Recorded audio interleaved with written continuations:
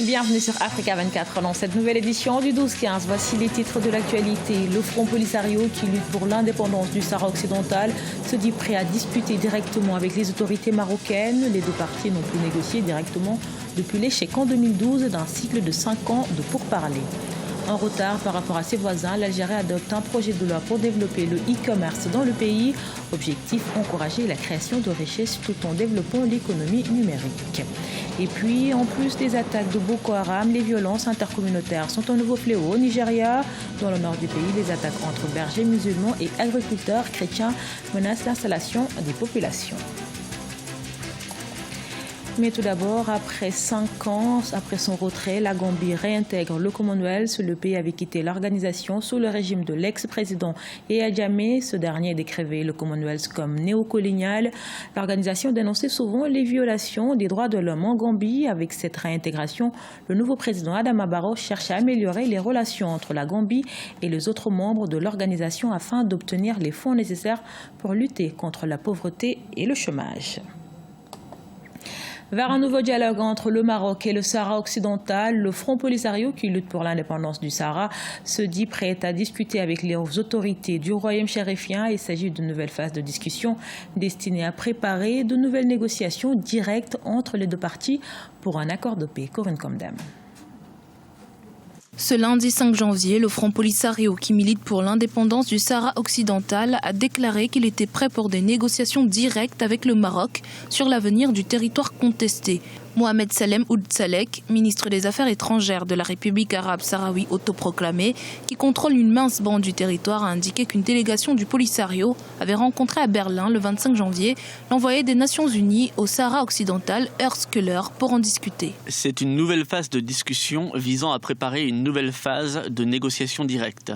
Le Polisario est prêt pour des négociations directes avec le Royaume du Maroc pour faire la paix.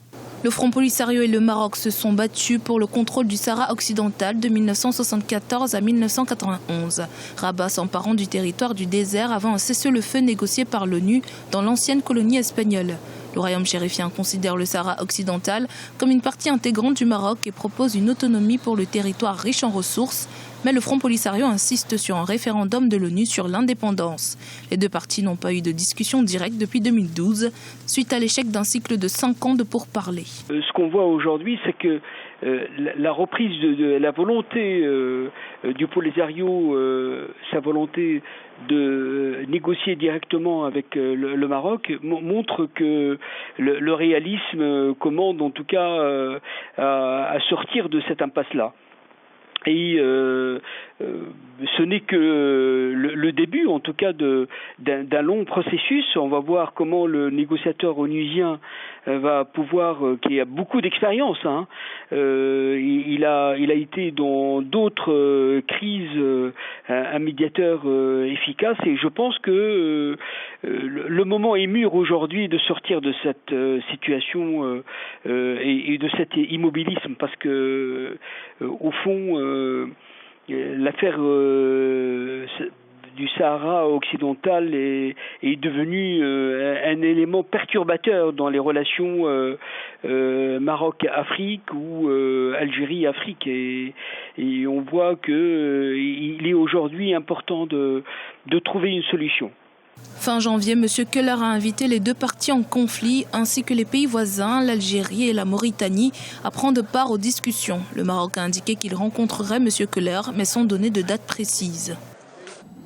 Le temps est donné en Sierra Leone. Le pays prépare ses élections générales prévues le 7 mars 2018. La campagne électorale a débuté le 4 février et s'achève au 5 mars 2018. Les Sierra-Léonais vont élire leur président et leur député. Ernest Bai Koroma, le chef de l'État en exercice depuis 2007, a décidé de ne pas rempiler, comme le stipule d'ailleurs la constitution sierra-léonaise.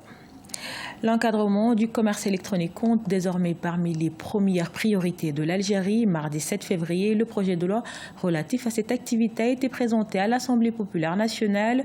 Contrairement aux pays voisins, l'Algérie accumule un retard dans le domaine de l'e-commerce. Vinanodin. Un projet de loi pour développer l'e-commerce en Algérie.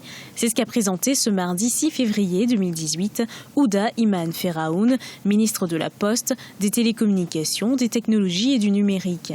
Ce projet de loi vise à encourager la création de richesses, d'emplois, l'accélération de la transformation digitale pour à terme développer l'économie numérique du pays. Le développement du e-commerce constitue de toute évidence l'émergence de nouveaux modes de distribution qui peut remettre en question les modèles traditionnels. L'encadrement du commerce électronique compte désormais parmi les premières priorités de l'Algérie.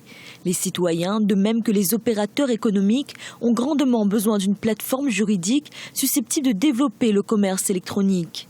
Le dit texte de loi vise à définir les règles générales inhérentes au commerce électronique des marchandises et services à travers l'instauration d'un climat de confiance.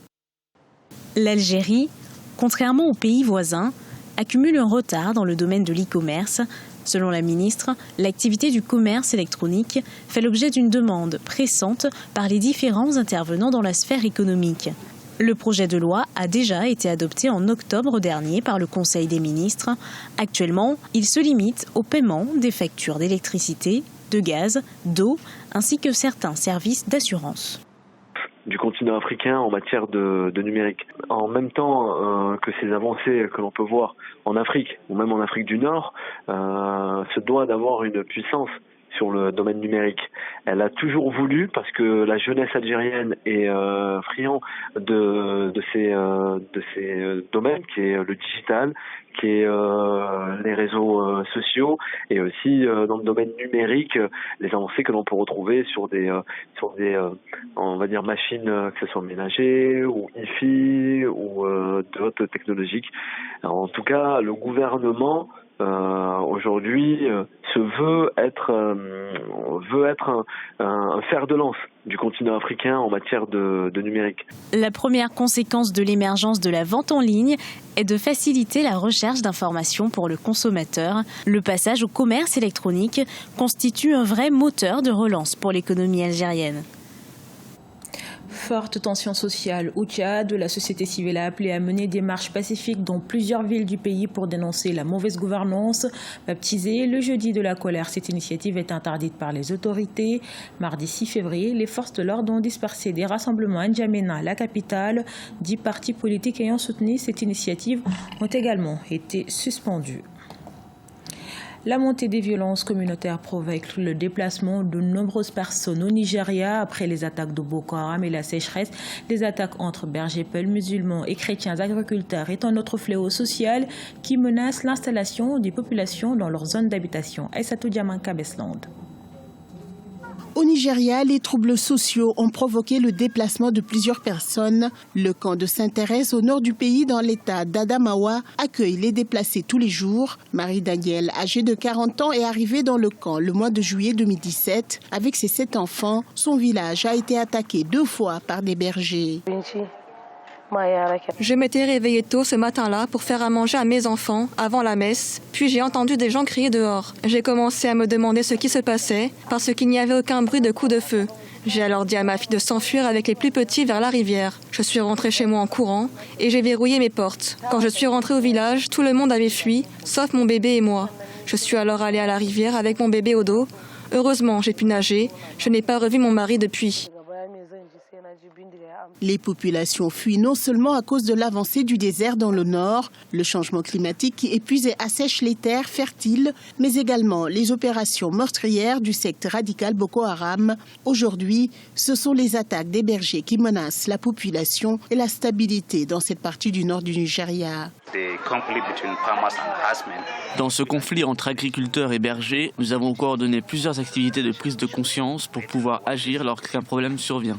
La gestion des crises est importante pour venir à bout de ce problème. Nous n'attendons pas qu'une catastrophe arrive pour réagir. Nous travaillons en amont pour éviter le désastre. Les bergers sont majoritairement musulmans et les agriculteurs sédentaires sont principalement chrétiens. Mais le Nigeria forme un ensemble de 250 groupes ethniques qui cohabitent pacifiquement.